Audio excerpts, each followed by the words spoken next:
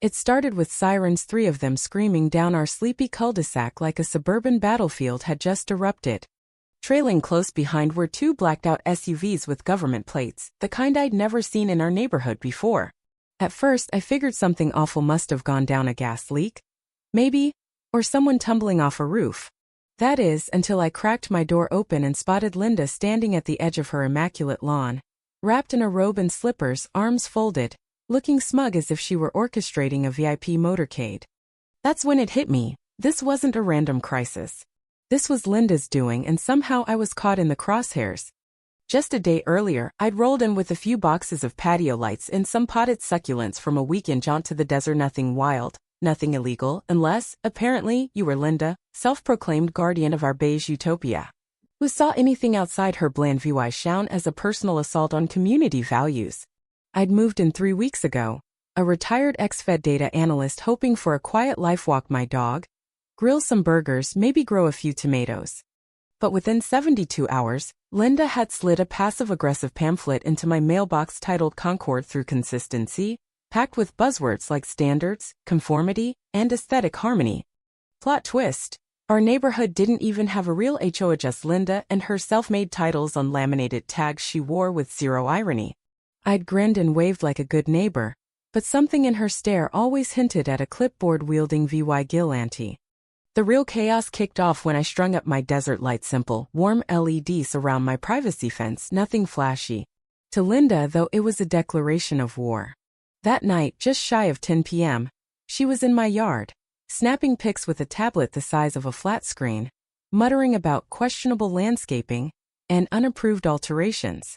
I laughed it off until she glared straight into my doorbell cam and announced, loud enough to catch on mic, "I'm calling 911. This threatens community well-being." I figured she was bluffing, trying to bully me into compliance, so I shrugged and went back to my MOVIE. Big mistake.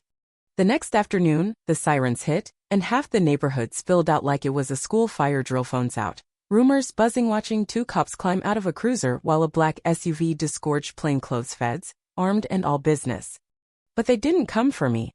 After a brief, oddly one-sided chat with Linda, the feds fanned out. 2 headed down the street. 1 lingered by a silver sedan parked crooked near Linda's back fence, its plate half peeled off. He radioed something, nodded like he'd struck gold, and I stood there, coffee halfway to my lips, wondering if I was about to get busted for decorative plants or watch Linda get nabbed by the MB. Then it got weirder. A fed strolled back to Linda, pulled a folded paper from his jacket, and asked, cool as ice, "Are you Miss Linda Harper of 1849 Westmore?" She puffed up, all pride, and chirped, "I'm the designated liaison of the Community Standards Committee," a title she invented. The agent didn't flinch. He handed her the paper and said, "We need to talk." 5 words that dimmed every porch light with suspense. Linda blinked, flustered, then turned crimson, babbling about her lawyer, but it was too late. Another agent stepped inside her house like he'd memorized the layout. The street went graveyard quiet, no kids, no dogs, just a lone wind chime creaking in the breeze. We all watched as the feds entered, shut the door, and left Linda on her porch, clutching her robe, realizing her script had just flipped upside down. The 2 cops approached me, casual as can be. "Sir, sorry for the ruckus, just following up on a complaint," one said. "Let me guess," I replied, "too many fairy lights and cacti?" He chuckled, nodded toward Linda's place, and muttered, "Yeah, but she's not why we're here anymore." Turns out, the DEA had been sniffing around for months, slow and steady, and Linda's arrogance or sheer dumb luck gave them the green light to pounce. Those late-night deliveries I'd noticed, the sketchy VY-siders dodging the front door, that padlocked shed she called her private greenhouse, it all clicked. She'd been so busy policing fake rules she forgot she was under real ones. Thanks to one overzealous 911 call, Linda went from neighborhood tyrant to federal suspect, and no laminated badge could bail her out. Before the SUVs, before the agents, before we learned Linda Harper wasn't just a control freak, but a DEA target, she was something scarier, a self-appointed HOA dictator without an HOA. She ruled like a suburban warlord, armed with clipboards, color-coded violation slips, and an eerie knack for popping up when you least wanted her. When I moved in, her welcome packet 2 inches thick, sealed with a wax stamp, titled Westmore Code of CIVYC Pride seemed like quirky overkill. I skimmed it and tossed it, not knowing that made me her prime target. Within a day, she hand-delivered a pastel warning slip claiming my grass topped 2.75 inches, a community concern, warranting escalation. By week's end, she'd cited me for uneven lawn edges, non-standard garden placement, and disruptive curtain hues. I thought it was a joke until I saw her whistle, her COIC order vest, and her binder of fake bylaws, complete with citations like Section 4B, Plant Placement Standards.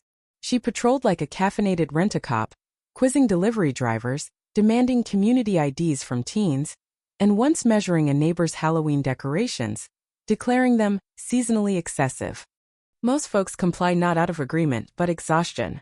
She'd retaliate with code enforcement calls or, I'd bet, a key to your car. I saw her corner a mom over plastic bags, whipping out a pre-printed citation like a penalty magician. It'd be funny if it weren't so creepy. Every fake smile hid a veiled threat. Obey or else. I didn't bend. She VY cited me thrice in 2 weeks, once for a recycling bin too near the curb, once for my dog's untranquil collar, and finally to demand a lighting intent form for my patio bulbs. When I said no such thing existed, she stared like I'd confessed to treason, muttered, "Some people despise order," and stormed off, scribbling furiously. Soon, anonymous letters hit my mailbox accusing me of undermining Westmore's aesthetic legacy, cult leader VY Bess with a design fetish. Then the spying started. I caught her peering over my fence with binoculars, recording me mowing, even trying my gate for a compliance check. I installed cameras. The breaking point? She showed up with a non-cooperation notice, demanding I sign it or face a community arbitration in her leave VYing room, moderated by her pal Marcy. I'd had it. Calmly I told her, "Linda, there's no HOA. You've got no power. Step on my property again and you'll meet someone who does." She faltered, then flashed a venomous grin and said, "We'll see." That moment lit the fuse. While she played sheriff with her paper empire, she didn't know she was on a real watchlist dome with badges and handcuffs.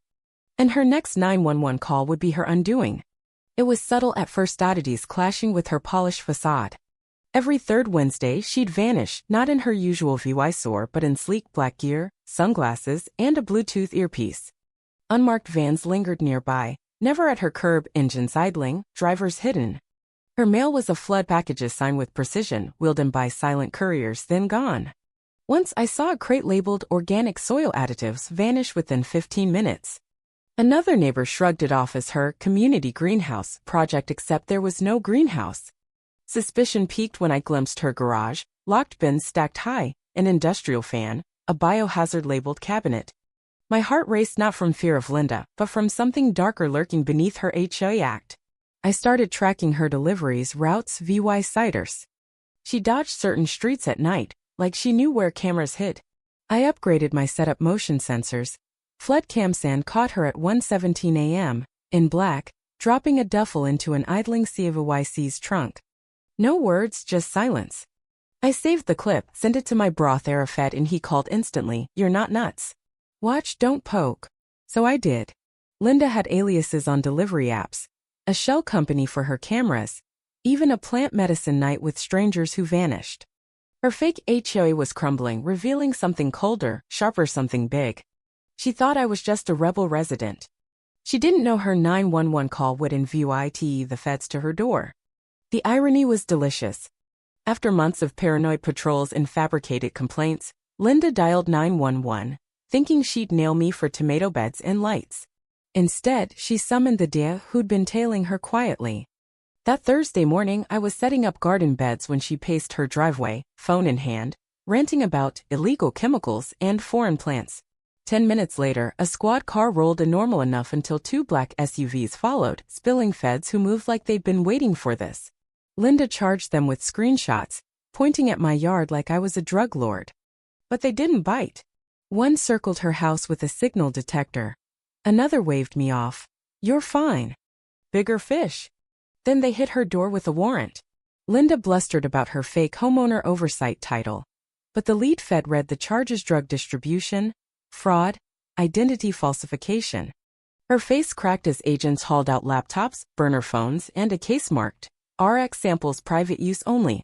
A crowd gawked as her empire imploded. An agent muttered, "Crossmatch confirmed. She's tied to the Prescott ring." Linda wasn't just a busybody, she was a front, laundering pills through a suburban smokescreen. Her 911 call, meant to ruin me, handed the feds their opening. They cuffed her on the porch, her reign ending in silence as I planted my first tomato, letting her bury herself. Post-takedown, Linda's mask shattered. A neighbor, Tom, admitted she'd given him unlabeled pain relief samples. The DEA's press release named her real name Linda Vasakog in a tri-state opioid ring, using aliases and fake clinics. Her house held prescription pads, logs of neighbors' lives, mine labeled high risk, and evidence of a trafficking network masked by HOA nonsense. She blended in, weaponizing order to hide chaos until she overreached. Her call exposed her to the feds who'd been waiting.